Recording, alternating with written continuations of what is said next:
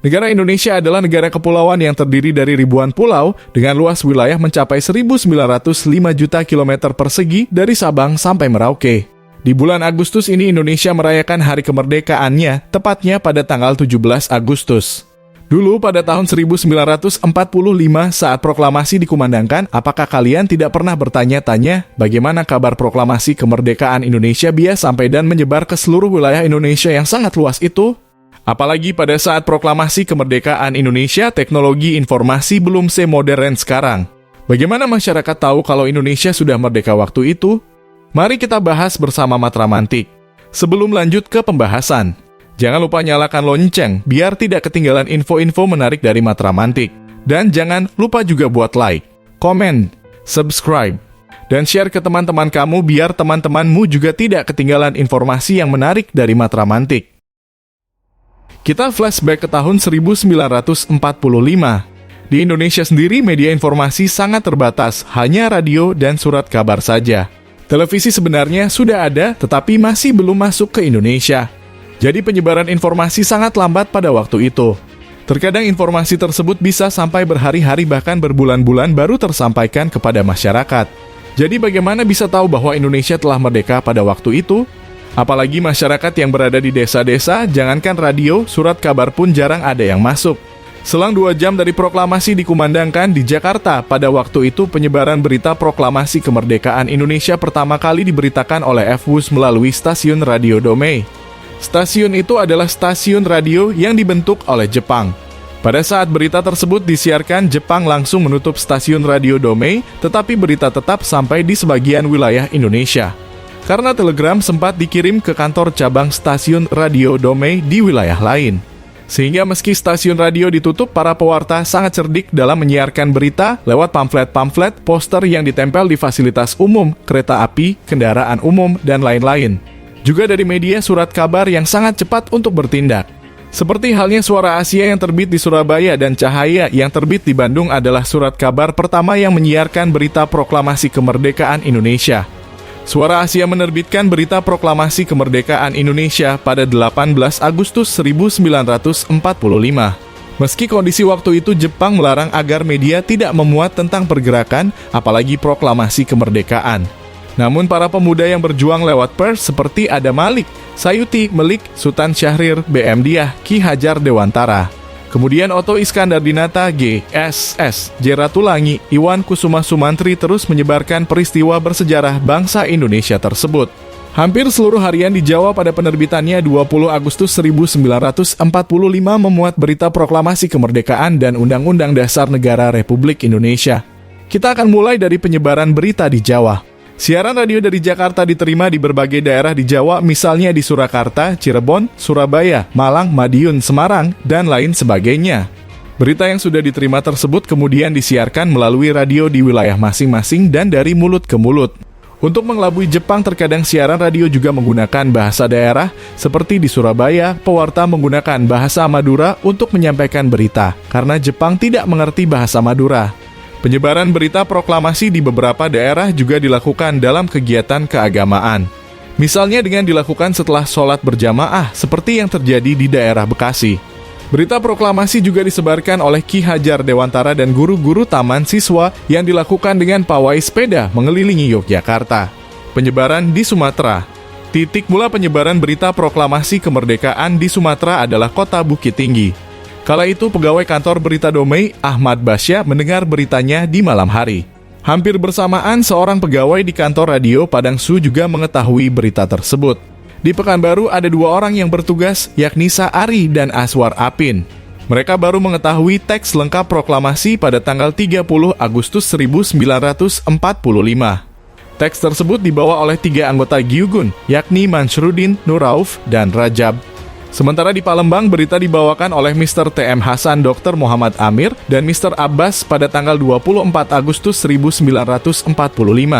Beralih ke Bengkulu, mereka menerima telegram dari Palembang pada tanggal 20 Agustus. Kemudian ada Aceh yang mendapatkan beritanya dari kantor berita Domei di Aceh pada 21 Agustus, dibantu oleh pemuda Aceh yang bekerja di sana.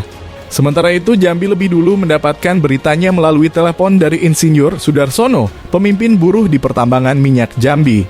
Ia memperoleh beritanya dari Akagani pada 18 Agustus 1945. Akagani juga menyampaikan berita ini ke Bangka Belitung sehari setelah pembacaan teks proklamasi. Selanjutnya, Lampung mendapat berita proklamasi melalui Amir Hasan, Kepala Penerangan Lampung So. Sama halnya dengan Tapanuli yang mendengar berita kemerdekaan dari Hadeli Hasibuan yang juga baru datang dari Jakarta pada 26 Agustus 1945. Sementara di beberapa daerah lain seperti Medan, warganya berhasil mendapat berita kemerdekaan dari radio yang tak tersita oleh Jepang. Kesemuanya itu hampir sama caranya, lewat radio, juga pamflet dan poster yang disebar, bahkan dari obrolan ke obrolan. Meski tak secepat sekarang, penyampaian berita tersebut sangat efektif pada waktu itu. Penyebaran di Kalimantan. Pontianak mengawali penyebaran berita proklamasi melalui pemuda bernama M. Sukandar. Ia bahkan mendengar siaran tersebut di San Francisco, Amerika Serikat pada 18 Agustus 1945 di malam hari. Selain itu, Ketapang juga memperoleh berita ini melalui pejuang asal Jawa bernama A. Halim Abdul pada 24 Agustus 1945. Pejuang lain yang berjasa yakni anggota PPRI bernama Ahmad Dundik yang menyampaikan berita proklamasi kemerdekaan kepada Singkawang dan Bengkayang pada 2 Oktober 1945. Jauh dari Singkawang, masyarakat Sambas menerima berita tersebut melalui siaran radio Sarawak. Di kota Pemangkat ada seorang pemuda bernama M. Akir yang baru saja kembali dari perantauan di Semarang pada Oktober 1945 yang menjadi pembawa berita proklamasi kemerdekaan. Sementara di Kalimantan Selatan, berita kemerdekaan didapat melalui surat kabar Borneo Simboen, Radio Domei, dan para pelaut yang sedang bersandar. Ada pula daerah seperti Banjarmasin yang menerima berita tersebut melalui pamflet yang merupakan ide dari Hadaria, Mohani, Hamli Carang, dan Abdurrahman Nur. Untuk wilayah lain seperti Puruk Cahu, Martapura, Marabahan, dan Pelaihari mendapat beritanya dari tentara Australia yang melucuti tentara Jepang di Kalimantan. Pelaut Jawa juga berjasa terhadap penyebaran berita proklamasi di kota Waringin. Di Balikpapan pun, mereka juga menjadi jembatan informasi melalui pekerja Batavias Cepetroleum Maat Capij (BPM). Terakhir, Samarinda menerima beritanya pada 16 September 1945 lewat petugas penerima berita dari stasiun radio Tentara Sekutu. Penyebaran di Sulawesi. Tersebarnya berita proklamasi di Sulawesi berkat kedatangan Ratu Langi di Makassar pada 20 Agustus 1945. Ada tim yang ditugaskan untuk ke utara dan selatan. Namun masyarakat di Parepare, Sopeng, dan Palopo telah mendengar informasinya melalui radio. Di Polombangkeng terdapat seorang pemuda usia belasan tahun dari Makassar yang menyampaikan berita proklamasi. Beda halnya dengan Kolaka yang mendapat informasinya dari Kabashima Taicho, komandan tentara Jepang yang mendengarnya melalui radio. Di kota Maros, penyebaran informasinya agak terlambat sehingga baru diketahui pada akhir Agustus 1945. Sama halnya dengan di Kalimantan sebelumnya terdapat penyebaran pamflet yang dilakukan tentara Sekutu di Poso untuk mengabarkan kekalahan Jepang. Seorang guru di Bolaang Mongondo, Syata Paputungan, mendapat salinan naskah proklamasi dari Gorontalo. Ia kemudian mendatangi para tokoh PSM untuk menunjukkannya. Terakhir, para pelayar yang baru tiba dari Jawa dan Sumatera menempuh jalur laut menuju Kepulauan Wakatobi untuk menyampaikan berita proklamasi pada September 1945. Penyebaran di Maluku dan Papua berita tentang proklamasi kemerdekaan Indonesia terlambat diterima di daerah Maluku dan Papua. Hal ini terjadi karena minimnya sarana dan prasarana komunikasi dan transportasi yang merupakan penyebab terlambatnya penyebaran berita proklamasi. Berita proklamasi kemerdekaan baru bisa diterima oleh para pemuda di Ambon pada Oktober 1945. Bahkan berita proklamasi justru sampai lebih dahulu di Papua pada akhir Agustus 1945 melalui siaran radio dan pamflet dari Australia. Pengasingan politik Indonesia yang diasingkan oleh Belanda ke Australia mengetahui tentang proklamasi kemerdekaan Indonesia melalui siaran radio negara kanguru tersebut. Mereka kemudian membuat selembaran yang disebarkan ke Sydney, Melbourne, Brisbane, Balikpapan, Merauke, dan lain sebagainya. Berita proklamasi kemerdekaan yang datang ke Merauke inilah yang kemudian disebarkan ke berbagai wilayah di Papua.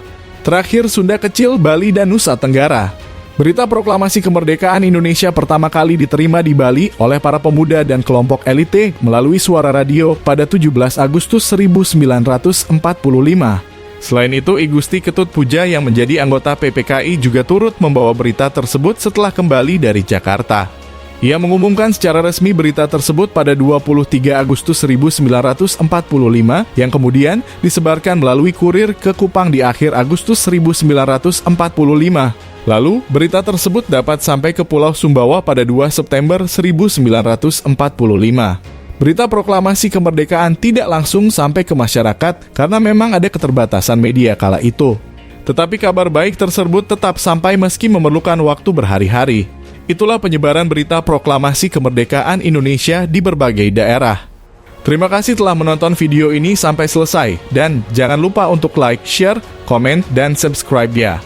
Dari yang tidak tahu menjadi tahu.